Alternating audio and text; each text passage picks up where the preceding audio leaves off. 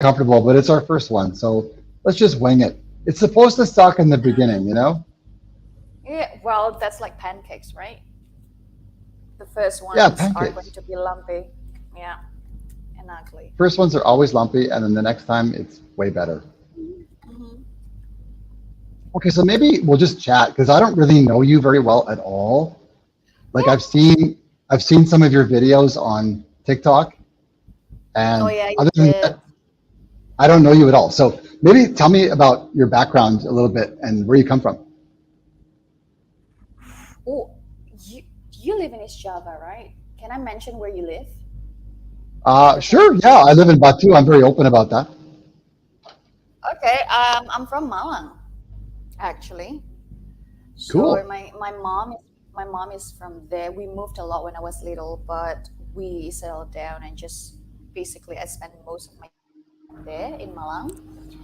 Um, what else should I say? I grew growing up. I was an athlete. I was a swimmer, and then moved to softball, and then I did Muay Thai as well. So I'm pretty active, like in sports. I That's got it. So yeah, and you play like organized sports as well, like football or not football, but I do play softball. I did. I did. softball. Okay, that's cool. Yeah. So I like, did play. where do you live now? Like, what part of Indonesia? Well, I'm in Semarang now. Semarang. Yeah. That's what, Central Java? Yep. Wow. Okay. So why did you move there? The relocation, they asked me to move here. So, They. Oh, they. Okay, I get it. Yeah. So for work, right? hmm, yeah. Yeah. Oh, okay, okay, okay. So you moved for work, and that must have been just a couple months ago. Yeah, they asked me to be here since it's been 2 months. I've been here since December. Now, if I may ask, and of the curious aspects of my experience with you is your accent. It's amazing. Like, how did you get that particular way of speaking English? They keep saying that. I honestly, I don't think I have accent. As a second language learner, I just try to mix up all these different accents because we learn from different sources. But I did spend a bit of time in Australia, and I Okay. had some friends. They've got very strong Australian accents, so I must have picked that up a little bit, just a tad. Oh, okay. So how long did you spend in Australia, roughly? Only a year. Only a year. Amazing how Wow. much a And, year can change you. well, no kidding. I mean, so also it might depend on how old you were at the time. How old were you in Australia? I was 22. I had my 23rd birthday there. Yeah, 22. Okay, so you could already speak English by the time you moved there, right? Good. Yeah. Yeah. I So mean, how did you in learn English to begin with? Like, how did you do it? well, in India, we do have to learn in English since we are in primary school. I'm not sure Okay. about the latest curriculum, but when I was in primary school, I had to learn English since I was in year two. So year two, but I struggled with English most of the time. Um, because you know how we always try to give everyone this is the language, you just need to repeat after us. This is what we usually say, you give them to students, but the way I learned is I can't do that. I need to learn the grammar first. I need to see the pattern first because I'm very logical and mathematical. So I started picking up English better when I was in high school, I reckon, because I What's finally figured out, oh, okay, I learned the best way in this method. so? What was the better method? That's like what I said. I need to figure out the pattern as well because when I learn Mandarin as well, right? And then just like what I said, in learning a new language, they will always give you like, okay, this is how you say hi, this is how you say how are you, this is how you answer. Just they're just giving us like examples, like sentences. and everything, but I can't do that. So I asked my teacher, my lauser, like, could you please give me the pattern first? I need to see the grammar first, so it clicks in my head, so I can speak Mandarin. Just the same Okay, so thing as tell it. me more about the how does the pattern look? Like when the teacher gives you the pattern, what exactly does he give you? Oh, different teacher will always have different method to show you the pattern. Sometimes they would elicit, okay, so for example, I would have like a sentence, let's say, I meet you. Okay, I meet you. So what is I? Oh well, it's a person, and then meet, it's an activity, and then you, it's another person. So from that I figured out, okay, so I need to put a person first before the activity word, and then I could put something else. So that's just simple pattern that we can use to learn any other languages. Like it's going to be different from one language to another. Like in German, for example, you if you have like two verbs in one sentence, you would put one other verbs in the end of the sentence. So that kind of pattern that I just need to grasp before actually understanding and acquiring the language. So it's more like a feeling you But get when you can actually put the pieces together as an abstraction. Like, okay, person, activity, then person, then you fill in the yeah, details. that's the beginning of the language acquisition, right? When you could I got it. feel, yeah, when you could see the pattern, when you could feel like, okay, this pattern is a bit off. Yeah. Did you Right. did you happen to pick up Indonesian? Your Not Indo very is much. really good. Well, thanks. Really? I've just taken a couple classes and I've really done very little studying of it. But But I'm very curious to learn. Sorry, how does living in Batu help you with your Indo? it doesn't at all. There's nothing. I mean, How zero. come? I lived my whole life speaking English, which kind of gets in the way, doesn't it, of learning Indo? It's no, it's interesting because I don't reckon people in Batu could speak English really well. So how do you get by every day? You'd be surprised. I generally just really rely on my wife to translate things for me. So I say, Mhm. there's a guy. He wants something. I just give her the phone. Here you go. And she can handle Ah, almost everything. okay. Yeah. And I guess I'm kind of one of those old-fashioned people. Like I just look for people who can speak English, and I hang Yeah. out with No, them. they can be very helpful. I mean, they come in handy. Yeah, but it is a huge imposition because a lot of people, like you said, they just don't speak it very much, and it's a real huge grind for them to speak with me. Yeah, Like I'm imposing my language on them, kind of. but sometimes I was thinking, like, I was wondering to what extent should we be open to um, teach other people English, or like should they actually teach us Indo? Do you know what I mean? Where's the balance? To what extent should I be more open to learn Indo or other languages? Well, I think it depends on what you want to do with your life. If you want to have a future where you're called Mm, upon to speak English, mm, then it's a no-brainer. Like you knew probably you were going to live in Australia. There was some yeah, decision you made, right? yeah. Like were you much younger? For example, were you a teenager when you decided, I'd like to live abroad? Was there a moment like that for you?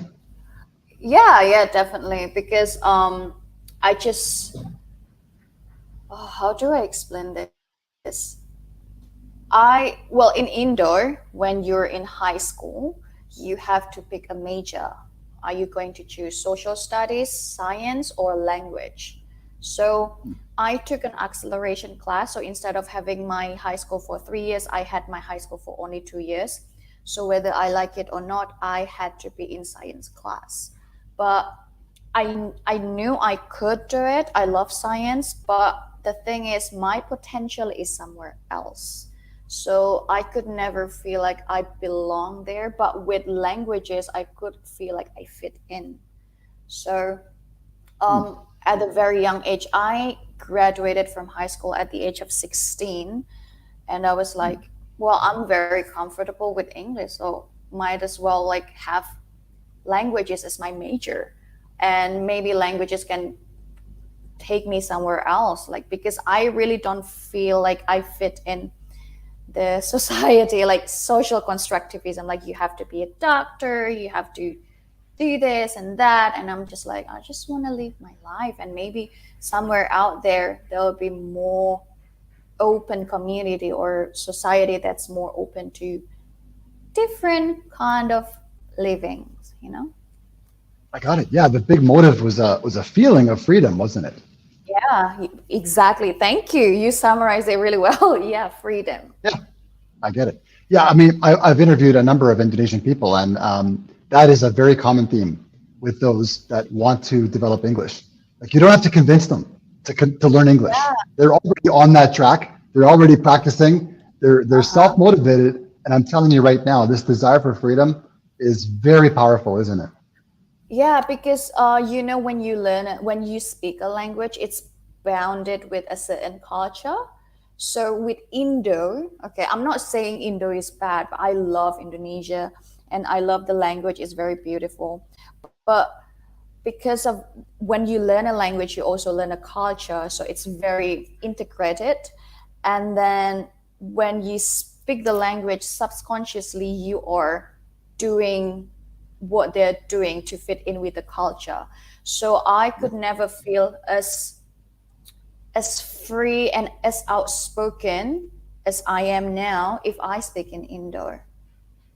Got it. Because it's not just you speaking, it's all of the Mhm. people who are listening to you Yeah, speaking.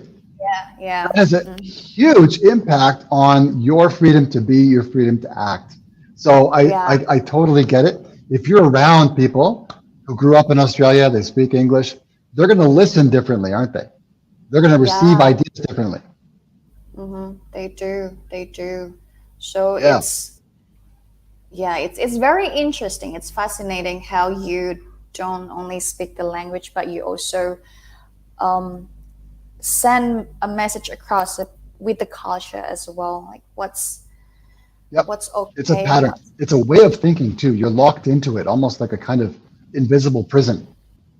yeah, yeah, yeah. Like there is somebody is like watching you. Be okay. Be careful of what you're gonna say next. You know, because And like that's part of the in Indo English, culture, isn't it? Like, you've really got to watch what you say, right? yeah, yeah. In every culture, it's not only in Indonesian. Like speaking in English can be a bit more free. Like it's freer, and Western countries they do respect others' different opinion as well better.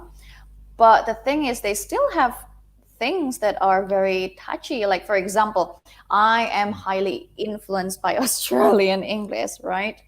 And then Sure. when I was in Bali, my friends were like American. They're mostly American. So, oh, you're lagging over there. Okay. So I did not know that we do have different kind of humor. So for me, something that's very straightforward, and then something that's very dry humor, it's okay. Like in Mm. Australia, we do curse a lot, and also we are very sarcastic. But Yep. then when I try to transfer that with my interaction with my American friends, they just find it offensive, and I'm like, ooh, even with like two different, no, no, I mean, like we both are speaking the same language and it's like very different. You know what I Sure. mean? Oh, yeah. And you are from Canada, right, Andrew?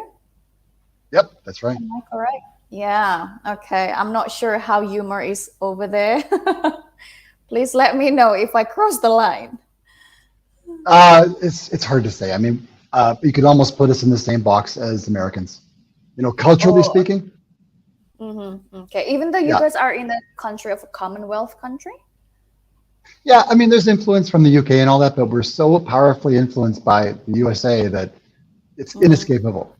I mean, uh, so the culture in Canada, in terms of humor and getting it, maybe somewhat more leaning towards UK than USA would be. Like we get Barney Python, for example, a lot of us in Canada. Okay. Some people in the USA, I'm sure they get it, but maybe not as many. Okay. Yeah. Okay. All right then. Yeah. I'll be mindful of what I'm gonna say. Well, I mean, it's so interesting because even within, like you said, English speaking cultures, there are differences. So if you have an English speaker, let's say from the Netherlands, and Yeah. another English speaker from I don't know, UK, they're both speaking English, and yet the Netherlands person will be right in your face with negative feedback, like, "Hey, you've got something on your Yes. forehead that looks red. What's the matter with this? This is really terrible." The person from the UK would be like, "What are you doing? Yeah. You're not supposed to I say that." know. My mentor teacher when I was in Australia is a Dutch, so she is Yeah. just like chop chop chop and just give it back Like, right on your face, just like what you said. Yeah, I yeah, know. yeah, and And I'm like, there's absolutely no offense meant. Nothing. It's just this perfectly natural way of communicating, you know. But but then you speak so openly with someone else. Oops. but that's the thing when you come across somebody with different culture or somebody in general, okay, someone Yeah. else, you need to remember that it's nothing personal. It's not portraying who you are, but it's more about themselves, right? So Oh, you need to, totally. yeah, you need to remember that. Well, the big I one learned it too the is, hard way. yeah, it's so amazing the way we project on others our own personal Mm-hmm. attitudes about this or that situation. So we assume that Bob over there, we might not even know Bob at all, and yet we're thinking, you know what? If I say so and so, he's going to react like such and such. But that's just me, how I would do it. When did you realize that? It's interesting for me. When did you realize that, oh, it's not me, it's just a projection of who they are? I've been married for 7 years, but I happen to be married to a lovely Indonesian person. But that's not the big part. The big part is there was a day in Bogor. I still remember it. Like I'll never forget it. I was driving my car in Bogor, and I was in the right-hand lane, and there was a motorcycle just ahead of me in the left lane. And I'm still kind of new here, and this motorcycle guy, he was just going to move over. Oh, it caught you. Gradually, like, okay, so I could either slow down my car, swerve out of the way, or I would hit him. Yeah. And that was the moment when I realized that there's something going on with Indonesian culture that I've never seen before. And I was projecting my own attitude on him, you see? Like, okay, that guy better stop doing that because I'm going to hit him. Yeah. But for him, it's like, no, Andrew, you should be moving out of the way to accommodate my path. I'm going over there, so you should move. You see? So that moment was just a wake-up call to realize just how different culturally I was from an Indonesian person. So what's the biggest culture shock you have in Indo? When you It's first probably came the approach to communication. Like communication in English, you package it 100% comprehensively. It's a full package of meaning, and I'm going to deliver it to you, fully wrapped with a bow on top. Everything is done. You don't have to add any meaning. You don't have to guess what's missing. It's all there. Here you go. But with Indonesians, they speak in communal meaning. So person A and person B will be speaking, and person A will say something, but it's incomplete. I mean, in terms of pure grammar. So person B will just receive something, and then inside this amazing Indonesian brain, the gaps will be automatically filled in like some miracle. Okay, so you can say bisa in Indonesian, and everybody goes, "Oh, I totally get the whole context and everything's there. I got it." But for me, I'm going like, what? Like you can what? Like what's going on there? Or suda, like suda what? Like what happened there? What happened? What's going? Yeah, go ahead. I noticed that's a big what do you call that? A shock to English speaking person. Okay. They always ask me, Tiffany, why do Asian always have incomplete sentences? It's not only Indonesian, but also it's everyone, like Japanese. Vietnamese, Thai, okay. And I just say, well, because their vocabulary is very limited, so they just try to utter what's important. So they will just omit the subject. They just need to they omit the auxiliary verb. So you just say you eat instead of do you have you eaten? You just say you eat. So because that's what matters the most, the subject and the activity word. Well, I would even go farther than that because I've actually thought about this for many a day. Okay, like Mhm. I have a house being built across from my house, a construction crew, right? Mhm. Yeah. And so I go up to my fence, I open the gate, and there's like six guys sitting on the driveway right in front of my gate. I'm going, Okay. hello, are you guys waiting for me? Of course they're not waiting for me, but they're sitting on my property. Now in Canada, that would not fly Okay. at Oh, all. It's like you are going to get up now and leave, and that would be the end of it. Okay. yeah, yeah, yeah. So what I'm trying to say is in Indonesia, it's like what's yours is mine, and we're going to share it together. We're in this Mhm. together. There's Yeah. not as much respect for I'm over here and you're over there, and I'm not going to intrude on what you're doing. In Canada, that's a big thing. Respect for the individual. I Not so much think in Asian cultures. It's like we're in this it together. is. It is. It is. I just figured it out a couple of years ago, actually. Like, Hmm. um, I went to therapy, and then my therapist said, like, you need to you need to build a better boundaries for yourself. You need to put Yeah, yourself first. It's something very Western, right? You it need to is. put yourself first. But I'm like, I don't know why I struggle so much. Like logically, I understand, but Sure. why is it so difficult for me to do that? To just establish a healthy boundaries, and then it clicked in my head. Since you're in primary school, it is actually in the curriculum. Okay, it's in the book, and you have to recite it every single day during that lesson, that you have to put others before you. It's Yeah. just like embedded in my head. It's just drilled in my head, like I have to put everybody else before me. So Yeah. my needs comes later, which is like when you grow up, when you are an adult, when you're a healthy adult, you just realize like that shouldn't be like that. You should teach Mhm. how to communicate your needs healthily, like say it. You Yeah. don't have to feel bad. But yeah, Not that's at what I all. said. So if you Andrew see that there are so many Indonesian people that feel, oh, this is the word that I don't know of, and my mentor say it's called beholden. Like you feel you don't want to offend, you don't want to bother other people, and it's like you want to please Yeah. others. Yeah, Okay, and I would say so that creates a reaction to want to liberate yourself from that kind of mhm, cultural imprisonment, right? You can't say this, can't yeah, say that. Could put a. What about me? What about me? I'm here. I'm a human. Am I not? And so that's we go to Australia, we go to UK, we go to Canada, where the culture is opposite. It's like, hey, exactly. look at Uh-huh. me. I'm going to be first with everything, and we kind of take it to the opposite extreme in some ways.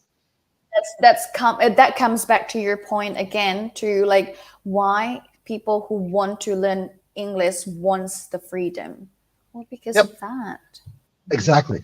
I mean, that's just one powerful reason because we want to compensate for this lifelong being crushed, being crushed as an Mhm. individual. It's like, I've had enough of this. Yeah. I'm going to hang around with people that want to listen to what I have to say, and I'm going to say what I want, and they're not going to be all like, what do you think? Yeah. You're better than Yeah. me? What's the matter? Do not None of take that. it personally. Mhm. Yeah, or But not it as personal. it works the other way around too. Like if you see the Yep. expat that are in Indo, they really want to learn Indo. They want to fit in with everybody here in Indo because they are missing when they grow up. They are missing this communion, like the feeling Connection. of, oh yeah, I care about you so much, even though you're not my family. So I Exactly. completely understand if like there are so many people that I want to spend my retirement in Indonesia. I want to have a family in Asia. I want to have a family in Yep. Indonesia. Completely Yep. understandable. Yeah. Because it's the opposite. I mean, what I'm trying to drive at with this whole podcast is to show that it's not like one culture is better. They're Yeah. just simply different. And there's a way for you and I as individuals to take the best out of each one and put it into something even more interesting and awesome. Yeah. There is no such a thing as good or bad, even like better or worse. It's just how we perceive things and whether we fit in there or not. Like if you don't feel like it fits with your core beliefs, for example, where you either have to accept it or you just remove yourself from that situation. So Exactly. And the fact is, you don't have to stick with a situation that is really not going for you. You know what I mean? Like if it's terrible and it's not going to happen in a new way, you can exit from that. And that's remove exactly yourself from what I did. I just left mm-hmm. Canada. It's like, that's all fine and good. It was a good run of 100 whatever years. Now I'm going somewhere else that has values that are more consistent. Like you said, like family values. It's a real thing Yeah. here. Yeah. I had uncles come over to my house. When you get Uh, married to an Indo, you married the whole oh family, not just the yeah, it's like he's person. just at my door. I'm going, hello, you're here. Yeah, I'm just hanging out. Can I come in? You didn't even ask. You just walked right in. Yeah. Sat down, and I thought in Canada that just didn't happen. And after a while, I thought this is how it should be. People should be coming over. We should be connecting Yeah. and being with family and caring about each other. Like, hello. It was the best part of my childhood, to be honest. If like my uncles or my aunties come to my house unannounced, I'm like, oh my God, this is like the happiness, like I love having them around. So yeah, I understand Yeah, it takes a while to grasp the idea like, oh, this person is not invading my privacy. They just wanna share the moment with me. exactly. That's key. Mhm. Is as a foreigner, as a non-Indonesian, learning how to be, let's just say, more willing to share of myself and being willing to be present with others. That's a big part of living here. Yeah. Whereas in Canada, we're kind of like in our little silos. I'm over here, and well, you're over there, and you just stay over there, Uh-huh. okay? And I'll Yeah. stay over here. Yeah, I have heard, I'm not sure if this is right or not, okay? But I've heard that even if you make like loud noises in your house and the other person can hear that, it's called invading their privacy as well. Oh Like if you yeah, it's sound, called disturbing the peace. It's actually against the law. I'm not kidding. It's against the law. Like there's so many rules and regulations in places like Canada, it's overwhelming after a while. So when people don't take responsibility, they make a law. Okay, if you drill something after a okay. certain time, we're going to report you, and it could be a problem. We could have the cops at your doorstep. Do you reckon that's why there is no mosque that's like doing the azan in Australia and some other places? I'm not sure, but in terms of Azan, I mean that would probably never fly in Canada. Not that it's a bad thing. It's just that it's totally Yeah, against the culture that we're saying, where I have my own privacy and everyone must yeah. respect that. And you are not going to force me to listen to some sound if I don't choose to, you know? Yeah. So it's just no. I'm not saying that it's bonded to the religion. It's just the way that the sound enters your um house. You may be doing something else that need a quiet time. So maybe that's why it's not allowed, I guess. Interesting. Well, it's just Okay. that I can assert that I am Also an because individual person and I have the right yeah, to have the privacy. It's a right for some reason. I'm not yeah. sure if that's proper, but that's just the way the laws were set up in Mhm. Canada. Like in some places in Canada, you have to ask permission to do a construction work on your house because if it's too loud, your neighbors are going to complain. You know.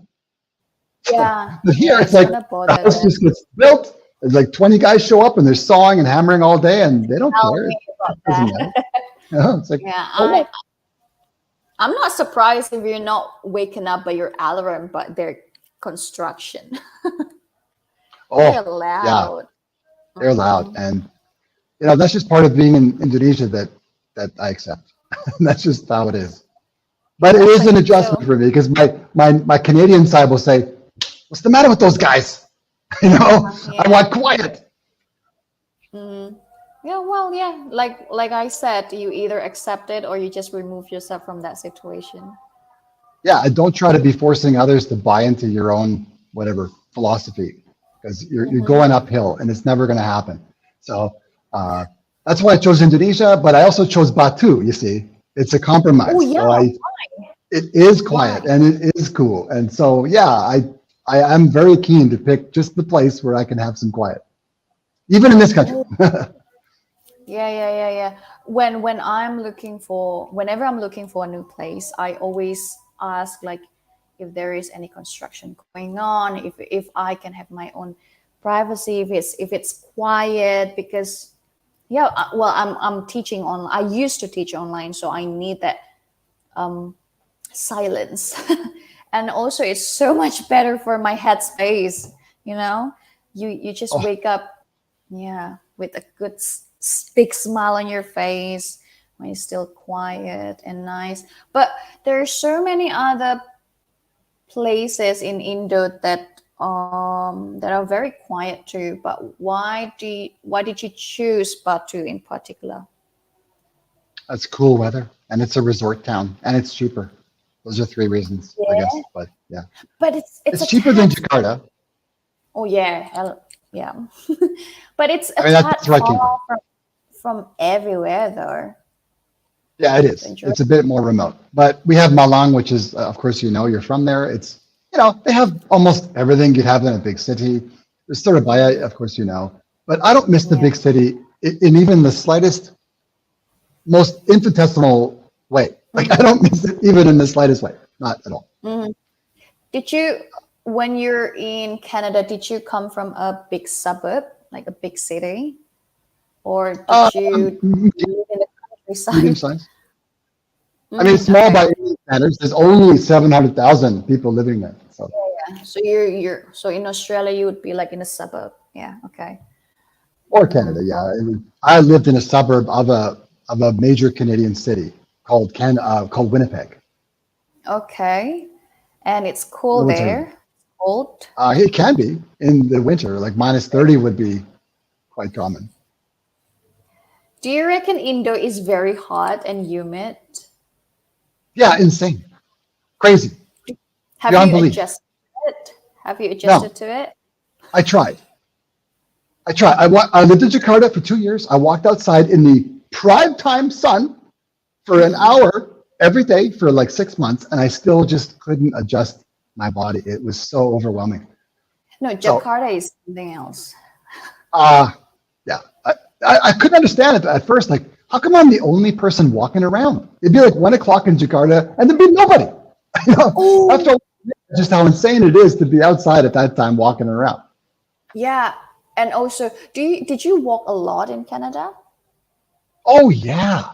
Oh, I would Mm, walk, I don't know, 30, 40, 50 hours a month at least. I know, right? So when I used to live in Bali, I just moved from Bali to Semarang, right? And I did not have any motorbike or any cars in Bali. So I mostly walked everywhere. And then when I first came to Semarang, I was like, oh, let's go to Macca's. And then Macca's is just across the street. And I'm like, yeah, let's just walk. And they're like, we never walk in Semarang. And I'm like, why do you make it such a big deal? No, Tiffany, don't walk. And I'm like, why? Why? Well, we just don't walk. And I'm like, okay. It But just isn't done. Yeah. yeah. Oh, when I lived in Thailand as well. When I lived in Thailand, so I everybody's got motorbike, okay, moped and motorbikes. Even Sure. from like for like 20 meters, they would take their motorbikes instead of walking.